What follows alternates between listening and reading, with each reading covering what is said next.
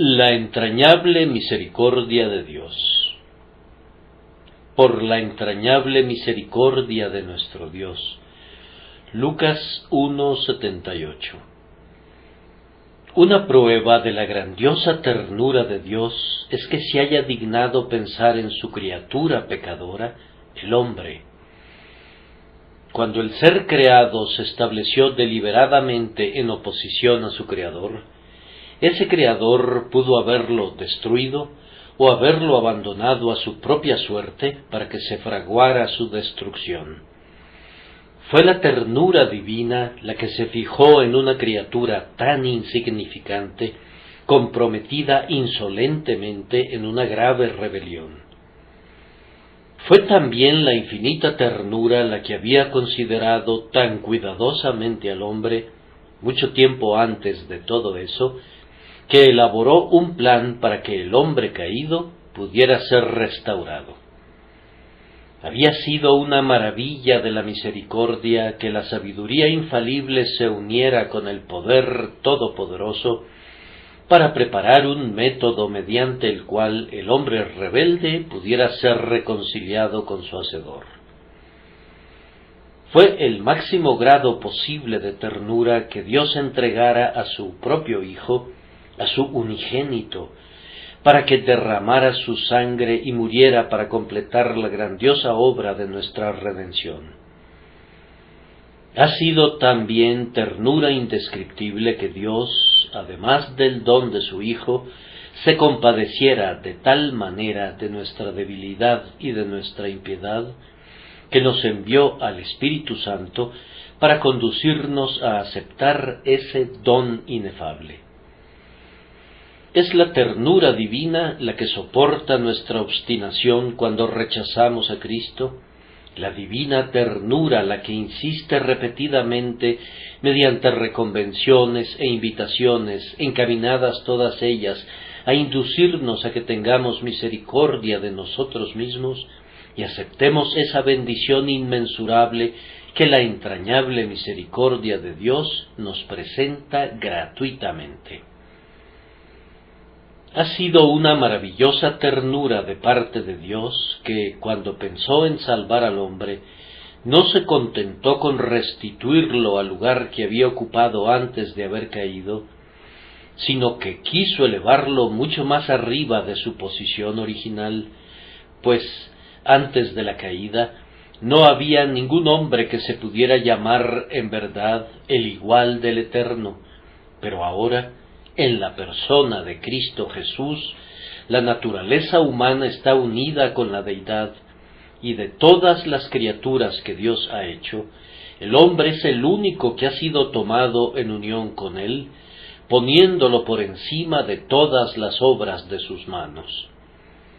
Hubo infinita ternura en los primeros pensamientos de amor de Dios hacia nosotros, y ha habido ternura divina en todo momento hasta ahora, y esa misma ternura llevará nuestras almas al cielo, donde diremos conjuntamente con David: tu benignidad me ha engrandecido. Voy a hablar de la ternura de la misericordia de Dios hacia los pecadores, con la plena esperanza de que tal vez algunos de ustedes que todavía no han amado nunca a nuestro Dios puedan ver cuán grande ha sido su amor hacia ustedes, y así se enamoren de Él y confíen en su amado Hijo Jesucristo, y confiando sean salvos. Primero voy a tratar de mostrarles que en la misericordia de Dios hay una gran ternura en sus grandiosas provisiones.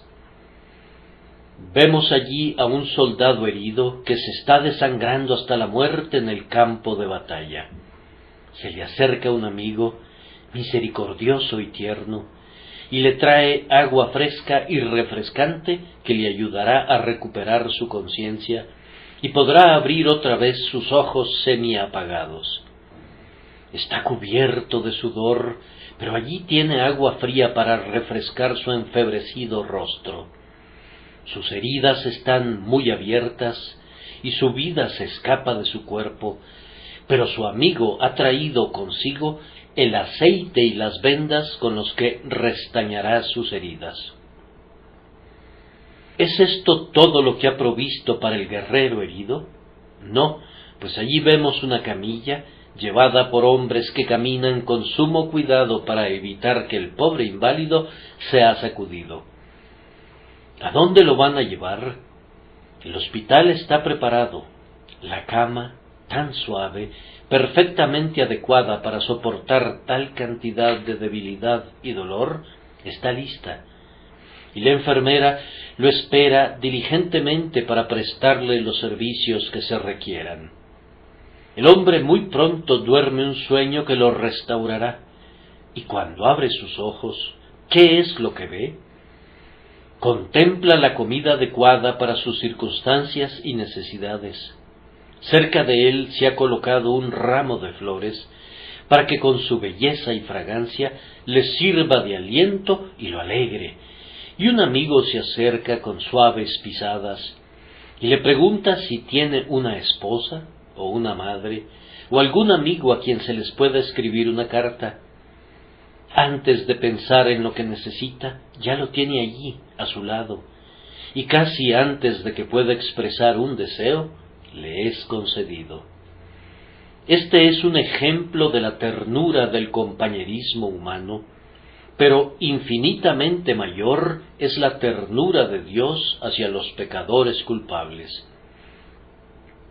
Él ha pensado en todo lo que un pecador necesita y ha provisto en abundancia todo lo que el alma culpable requiere para conducirla a salvo al propio cielo. Para cada caso individual, Dios, en el pacto de su gracia, ha preparado una cosa buena diferente. Para grandes pecadores, cuyas iniquidades son muchas y graves, hay palabras llenas de gracia como estas: si vuestros pecados fueren como la grana, como la nieve serán emblanquecidos; si fueren rojos como el carmesí, vendrán a ser como blanca lana. Si el hombre no ha caído en las grandes profundidades del pecado deliberado, el Señor le dice, como el Salvador de corazón misericordioso le dijo a uno que estaba en esa condición: una cosa te falta. Y la gracia de Dios está preparada para suministrar esa cosa precisa. Hay tantas cosas en la palabra de Dios para alentar la necesidad de venir a Cristo, como las hay para invitar al hombre inmoral a que abandone sus pecados y acepte la entrañable misericordia de nuestro Dios. Si hay niños o jóvenes que deseen encontrar al Señor, esta promesa es especial para ellos: me hallan los que temprano me buscan. Sí, inclusive para los pequeñitos hay tiernas palabras como estas: dejad a los niños venir a mí, y no se lo impidáis, porque de los tales es el reino de los cielos. Luego, si el pecador es un anciano, se le recuerda que algunos fueron enviados a trabajar en la viña, aún en la hora 11, y si ya se estuviera muriendo, hay aliento para él en la narración del ladrón moribundo que confió en el Salvador agonizante, quien, al cerrar sus ojos en la tierra, los abrió con Cristo en el paraíso. Así que repito que en el pacto de su gracia, Dios ha respondido al caso peculiar de cada pecador que realmente desea ser salvado. Si estás muy triste y deprimido, decaído y a punto de desmayar, hay promesas y declaraciones divinas que se adecúan exactamente a tu caso. He aquí algunas de ellas. Él sana a los quebrantados de corazón y venda sus heridas. Se complace Jehová en los que le temen y en los que esperan en su misericordia. No quebrará la caña cascada, ni apagará el pábilo que humeare. Todo parece estar establecido con el propósito de que, independientemente de la condición en la que pueda haber caído un hombre por el terrible mal del pecado, Dios venga a él no con rudeza, sino con la mayor ternura para darle precisamente lo que necesita. Yo me gozo de poder decir que todo lo que el pecador necesita entre el tiempo y la eternidad es suministrado por el Evangelio de Cristo. Todo lo necesario para el perdón, para la nueva naturaleza, para la preservación, para el perfeccionamiento y para la glorificación está atesorado en Cristo Jesús, en quien agradó al Padre que habitase toda plenitud. Entonces, antes de proseguir, bendigamos la tierna consideración de Dios que, previendo lo graves que serían nuestros pecados y nuestras aflicciones, nuestras necesidades y nuestras debilidades, ha dispuesto para nuestras grandes necesidades una provisión ilimitada de gracia y misericordia. Pero, en segundo lugar, la ternura de Dios es vista en los métodos que Él utiliza para traer a los pecadores. Las antiguas prácticas de cirugía podrían haber sido útiles en su tiempo, pero en verdad no eran nada tiernas.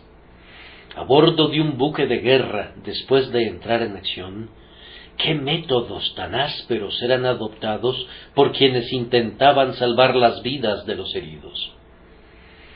Algunos de los remedios que leemos en los antiguos manuales de medicina deben de haber sido mucho más terribles que las propias enfermedades que pretendían curar, y yo no dudo de que muchos de los pacientes murieran precisamente por el uso de esos ásperos remedios.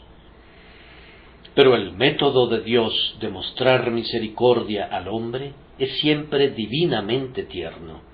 Es siempre poderoso, pero, aunque es masculino en su fuerza, es femenino en su ternura. Mi querido oyente, considera entonces que Dios te ha enviado el Evangelio, pero ¿cómo te lo ha enviado? Lo pudo haber enviado por medio de un ángel. Un serafín luminoso podría haberse parado aquí para comentarte en inflamadas frases acerca de la misericordia de Dios. Pero tú te habrías alarmado si lo hubieras podido ver y habrías huido de su presencia. Habrías estado completamente fuera de condición para la recepción del mensaje evangélico. En lugar de haberte enviado un ángel, el Señor te ha enviado el Evangelio por medio de un hombre sujeto a pasiones semejantes a las tuyas. Alguien que se puede identificar contigo en tu rebeldía, que afectuosamente tratará de entregarte su mensaje de manera tal que satisfaga tu necesidad.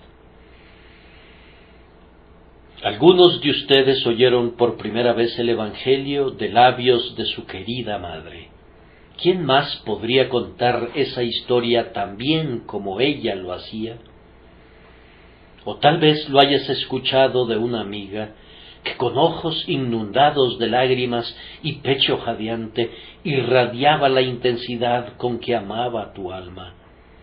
Da gracias que Dios no haya proclamado el Evangelio desde el Sinaí en medio de truenos, con sonido de bocina fortísimo y prolongado, haciéndote recordar la pavorosa convocación del último día tremendo, sino que el bendito mensaje de salvación, cree y vivirás, llegará a ti brotando de la lengua de algún compañero en tonos enternecedores que imploran ser bien recibidos.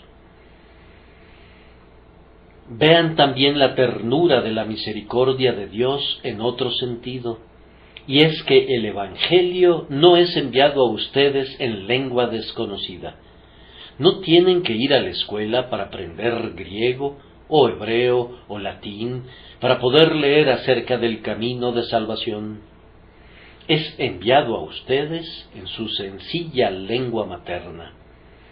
Puedo decir honestamente que no he pretendido las bellezas de la elocuencia ni los refinamientos de la retórica, pero si ha habido una palabra más tosca y apropiada que pudiera ser usada en lugar de otra, que yo haya considerado que favorecería mi propósito de presentar un claro mensaje del Evangelio, he elegido invariablemente esa palabra.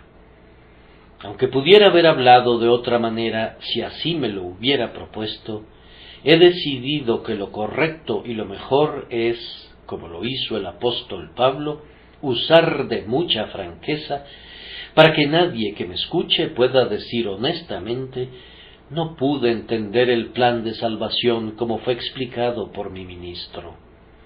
Bien, entonces, como has oído el Evangelio predicado tan claramente que no necesitas de un diccionario para entenderlo, considera en esto la entrañable misericordia de Dios y su deseo de ganar tu alma para sí. Recuerden también que el Evangelio llega a los hombres no solamente por medio de la vía más adecuada de ministerio y en el más simple estilo de lenguaje, sino que también viene a los hombres tal como son. No importa cuál sea su condición, el Evangelio es adecuado para ustedes. Si han llevado una vida de vicios, el Evangelio viene y les dice: así que arrepentíos y convertíos para que sean borrados vuestros pecados. Por otra parte, ustedes pueden haber vivido una vida de justicia propia. Si es así, el Evangelio les ordena hacer a un lado esa justicia propia que no tiene ningún valor, que no es sino un montón de harapos inmundos, y les ordena que se pongan el vestido sin mancha de la justicia de Cristo. Ustedes pueden ser de corazón tierno o ser todo lo contrario. Sus lágrimas pueden fluir con facilidad o pueden ser tan duros como una solera de un molino. Pero, en cualquier caso, el Evangelio de Dios es exactamente el que ustedes necesitan. Sí, bendito sea el nombre del Señor, porque aunque un pecador esté exactamente a las puertas del infierno, el Evangelio se adapta a su desesperada condición e inclusive puede levantarlo desde las profundidades de la desesperación. Quiero que observen en especial otra cosa más, y es que la misericordia de Dios es muy tierna porque viene a ustedes ahora. Si ustedes pudieran remediar de inmediato el dolor de una persona que sufre y sin embargo lo hicieran esperar, su tratamiento sería a la vez cruel y tardío. Pero el Evangelio de Dios dice: he aquí ahora el tiempo aceptable, he aquí ahora el día de salvación. Si un pecador está parado fuera de la puerta de la misericordia, aunque sea solo por media hora, debe culparse únicamente a sí mismo por esa exclusión, pues si solamente obedeciera el mensaje del Evangelio y confiara en la obra consumada de Cristo, la puerta se abriría de inmediato. Las demoras no son demoras de Dios, sino nuestras, y si nosotros posponemos nuestra aceptación de su misericordia, somos los únicos culpables. Ahora paso a observar, en tercer lugar, la ternura de la misericordia de Dios en los requerimientos del Evangelio. ¿Qué es lo que nos pide el Evangelio? Ciertamente no nos pide nada sino únicamente lo que nos da. No pide nunca de ningún hombre una suma de dinero para que pueda redimir su alma con oro. Los más pobres son bienvenidos de todo corazón, de la misma manera que los más ricos. Y el mendigo que podría contar todo su dinero con los dedos de su mano, es recibido con la misma alegría que el millonario que posee inversiones y acciones y tierras y barcos. Los pobres son invitados a venir a Jesús sin dinero y sin precio. Tampoco nos pide el Señor que hagamos severas penitencias o que nos castiguemos para hacernos aceptables a Él. Él no requiere que sometan sus cuerpos a la tortura o que sufran una larga serie de mortificaciones externas y visibles de la carne. Ustedes pueden confiar en Cristo estando sentados aquí, en su banca de la iglesia, y si así lo hacen, serán perdonados y aceptados de inmediato. No se pide profundidad de conocimientos como una condición de salvación. Para ser cristiano, uno no necesita ser un filósofo. Te reconoces como un pecador, culpable, perdido, condenado, y reconoces que Cristo es un Salvador. Confías en que Cristo es tu Salvador, entonces eres salvo, sin importar cuán ignorante puedas ser acerca de otros asuntos. Tampoco se pide una grandiosa medida de depresión espiritual como requisito para venir a Cristo. Yo sé que algunos predicadores enseñan que no debes venir a Cristo hasta que no hayas ido primero con el diablo. Quiero decir que no debes creer que Cristo puede y quiere salvarte hasta tanto no hayas llegado, por decirlo así, hasta las meras puertas del infierno en terror de conciencia y horrorosa depresión de espíritu. Jesucristo no les pide nada parecido a eso. Pero si ustedes verdaderamente se arrepienten y abandonan sus pecados, renuncian a los males que los están destruyendo y ponen su confianza en las aflicciones y en los dolores que Él soportó en la cruz, ustedes son salvos. El Evangelio ni siquiera les exige una gran cantidad de fe. Para ser salvos, no se requiere la fe de Abraham, ni la fe de Pablo, ni de Pedro. Se requiere una fe igualmente preciosa, una fe similar en sustancia y en esencia, pero no en grado. Con solo que Él te deje tocar el borde de su manto, quedarás sano. Aunque tu mirada sea una pobre contemplación tan temblorosa que tengas la impresión que escasamente lo has visto, sin embargo, esa mirada será el medio de salvación para ti. Si tan solo puedes creer, todas las cosas son posibles para el que cree, y aunque tu fe sea solo como un grano de mostaza, asegurará tu entrada al cielo. ¡Cuán precioso Salvador es Cristo! Si tú tienes una sincera confianza en Él, aunque sea débil y lánguida, serás aceptado.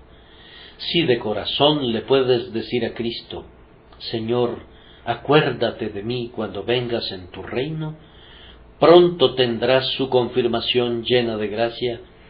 De cierto te digo que estarás conmigo en el paraíso.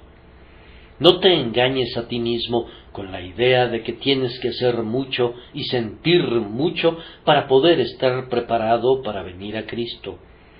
Toda esa aptitud no es sino ineptitud. Todo lo que debes hacer para estar listo para que Cristo te salve es hacerte más inepto. La condición adecuada para lavarse es estar sucio. La condición adecuada para recibir ayuda es ser pobre y necesitado. La condición adecuada para ser sanado es estar enfermo. Y la condición adecuada para ser perdonado es ser un pecador. Si tú eres un pecador, y yo te aseguro que lo eres, contamos con la inspirada declaración apostólica, palabra fiel y digna de ser recibida por todos, que Cristo Jesús vino al mundo para salvar a los pecadores. Y podemos agregar a esa declaración las propias palabras de nuestro Señor: el que en Él cree no es condenado, el que creyere y fuere bautizado será salvo. Oh, que el Señor les conceda a todos ustedes la gracia de recibir este Evangelio inmerecido, cuyos requerimientos son tan entrañable y misericordiosamente llevados hasta su condición de abatimiento. El cuarto punto que ilustra la entrañable misericordia es este: hay gran ternura en todos los argumentos del Evangelio. ¿Qué les dice el Evangelio a los hombres? Les habla, primero que nada, acerca del amor del Padre. Nunca podrán olvidar, si la han leído alguna vez, la historia del hijo pródigo que desperdició sus bienes viviendo perdidamente. Ustedes recordarán lo que dijo cuando estaba alimentando a los cerdos: me levantaré e iré a mi Padre. Ese fue un toque divino y manifestó la mano maestra del Salvador cuando insertó ese comentario y también cuando agregó esta conmovedora descripción: y cuando aún estaba lejos, lo vio su padre y fue movido a misericordia y corrió y se echó sobre su cuello y le besó. Pecador, esa es la manera en la que Dios sale a tu encuentro. Si quieres encontrarlo, Él conoce ese vibrante deseo y ese tembloroso anhelo que hay en ti, y saldrá y correrá más de la mitad del camino para encontrarte. Sí, es porque Él recorre todo el camino que tú puedes avanzar en algún tramo de ese camino. ¿De qué otra cosa les habla el Evangelio a los hombres? Bien, les habla del grandioso amor del pastor. Él perdió una oveja de su rebaño y dejó a las 99 en el desierto mientras fue en busca de la que se había perdido, y cuando la hubo encontrado, la puso sobre sus hombros gozándose, y cuando llegó a casa, reunió a sus amigos y vecinos, diciéndoles: gozaos conmigo, porque he encontrado mi oveja que se había perdido. Esa oveja perdida es el tipo de un pecador inconverso, y ese pastor es el Salvador sangrante que vino a buscar y salvar lo que se había perdido. ¿Acaso no deberían convencerlos estos argumentos? Cuando el Evangelio busca ganar el corazón de un pecador, su argumento dominante brota del corazón, de la sangre, de las heridas y de la muerte del Dios encarnado, Jesucristo, el Salvador compasivo. Los truenos del Sinaí podrían alejarte de Dios, pero los gemidos del Calvario deberían acercarte a Él. La entrañable misericordia de Dios apela inclusive al propio interés del hombre, diciéndole: ¿por qué habrías de morir? Tus pecados te matarán, ¿por qué te aferras a ellos? Le dice: las penas del infierno son terribles, y únicamente las menciona en amor para que el pecador no tenga que experimentarlas nunca, sino que más bien escape de ellas. La misericordia también agrega: la gracia de Dios es sin límites para que tu pecado pueda ser perdonado. El cielo de Dios es ancho y largo, así que allí hay lugar para ti.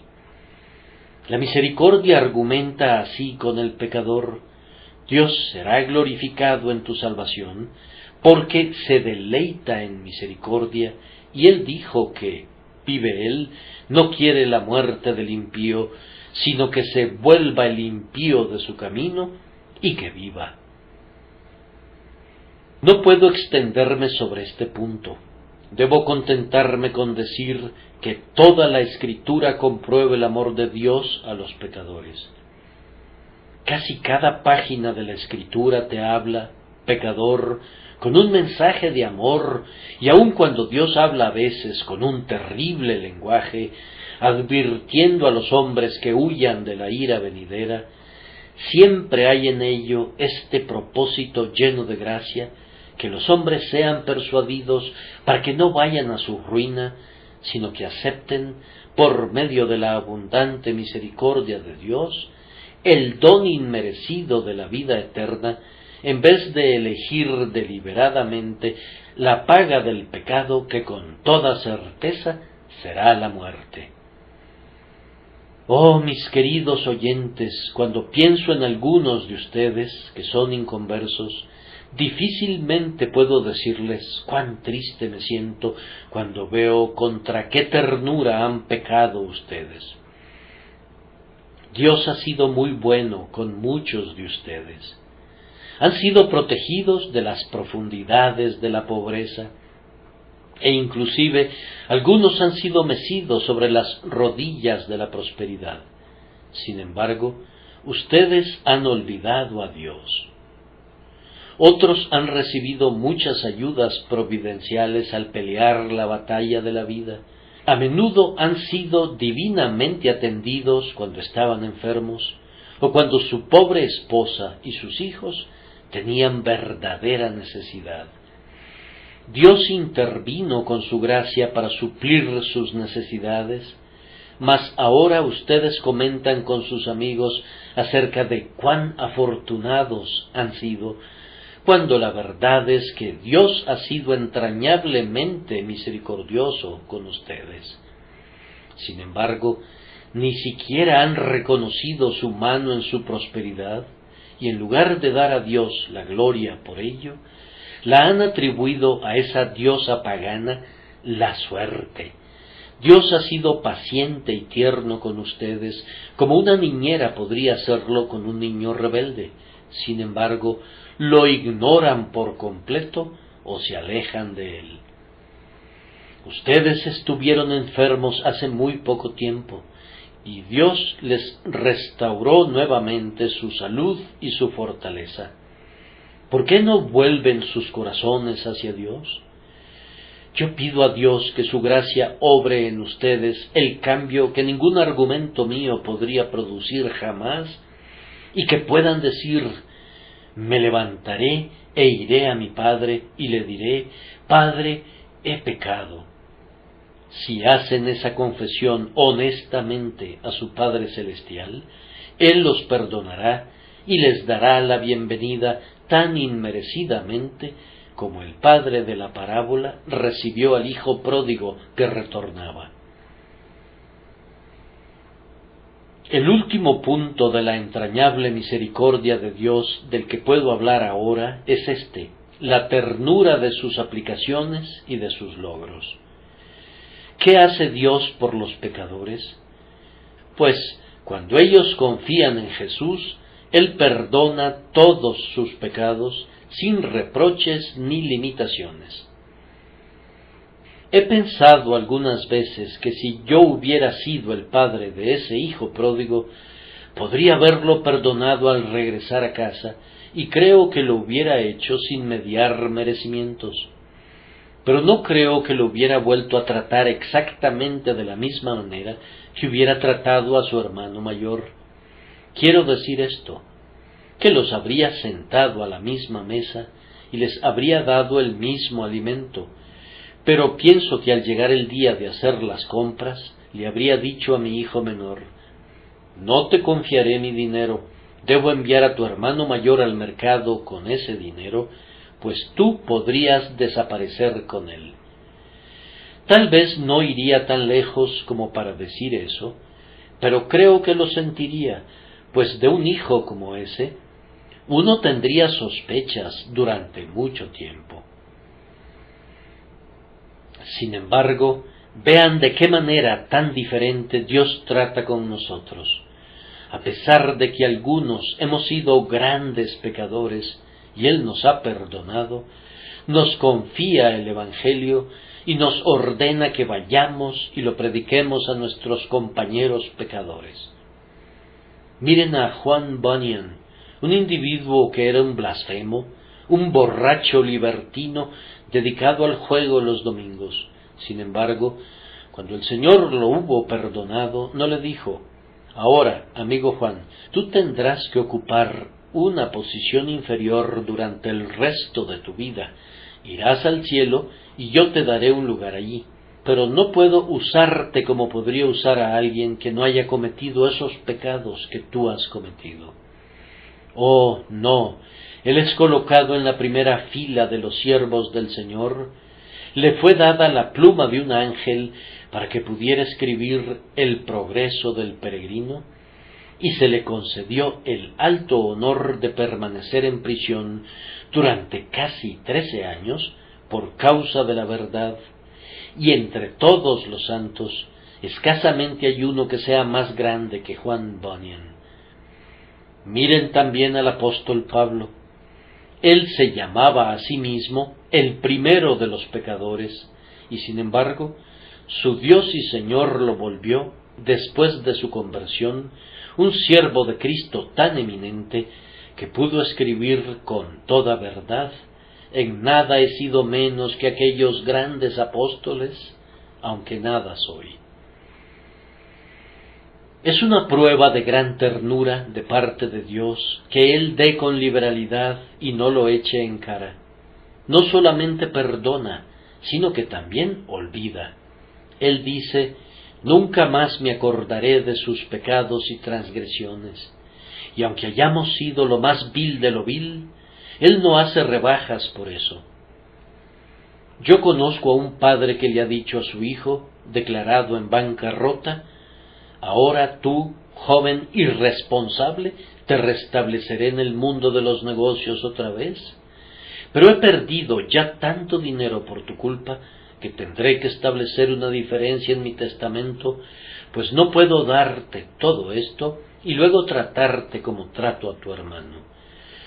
Pero, bendito sea Dios, no estableció ninguna diferencia en su testamento. Él no ha dicho que dará los primeros asientos del cielo a quienes han pecado menos que otros, y que pondrá a los peores pecadores al fondo. Oh, no, todos ellos estarán con Jesús donde Él está, y contemplarán y participarán de su gloria.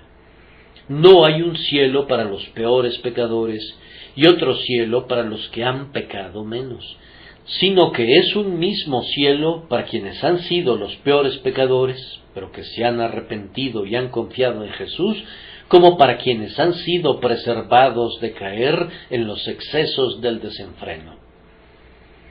Admiremos la maravillosa ternura de la gracia divina en sus tratos con los peores pecadores. Cuando Dios comienza a limpiar a un pecador, no lo lava parcialmente, sino que lo llena de misericordia y le da todo lo que ese corazón pueda desear. Oh, que los pecadores sean persuadidos de venir a Él para obtener su total perdón inmerecido. Posiblemente algún oyente diga: si Dios es tan tierno en misericordia hacia quienes vienen a Él a través de Cristo, me gustaría poder explicar por qué su misericordia no se ha extendido a mí. He estado buscando al Señor durante meses. Voy a su casa cuantas veces puedo. Me deleito cuando se predica el Evangelio y anhelo que ese Evangelio sea bendecido para mí. He estado leyendo las Escrituras y he estado investigando para encontrar promesas preciosas que se apliquen a mi caso, pero no puedo encontrarlas. He estado orando durante mucho tiempo, pero mis oraciones permanecen todavía sin ninguna respuesta. No puedo obtener la paz. Quisiera encontrarla. He estado tratando de creer, pero no puedo hacerlo. Bien, amigo mío, déjame contarte una historia que escuché el otro día.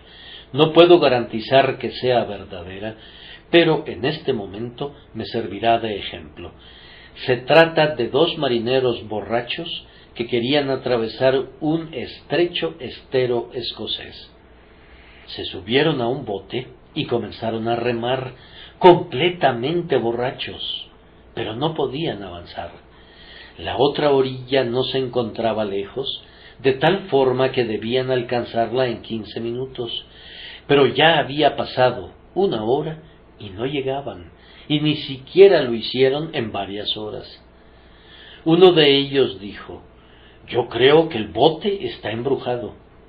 El otro comentó que él creía que los embrujados eran ellos, y yo supongo que en efecto lo estaban por todo el licor que habían ingerido. Al fin apareció la luz de la mañana, y uno de ellos, que había recuperado la sobriedad para ese momento, miró por sobre un costado del bote y le gritó a su amigo: «¡Caramba, Sandy! ¡Nunca levaste el ancla!». Ellos habían estado remando durante toda la noche, pero no habían levado el ancla. Ustedes se ríen por su insensatez, y no lamento que lo hagan, pues ahora pueden captar el significado de lo que estoy diciendo. Hay muchas personas que, por decirlo así, están remando con sus oraciones y con su lectura de la Biblia y con su asistencia a la capilla y con sus intentos de creer. Pero, como esos marineros borrachos, no han levado el ancla, es decir, están aferrados ya sea a su supuesta justicia propia o se están colgando de algún viejo pecado que no pueden renunciar. Ah, mi querido amigo, debes levar el ancla que te liga a tus pecados o a tu justicia propia. El ancla, todavía hundida en el fondo y fuera de tu vista, es la única responsable de todo tu trabajo perdido y de tu ansiedad infructuosa.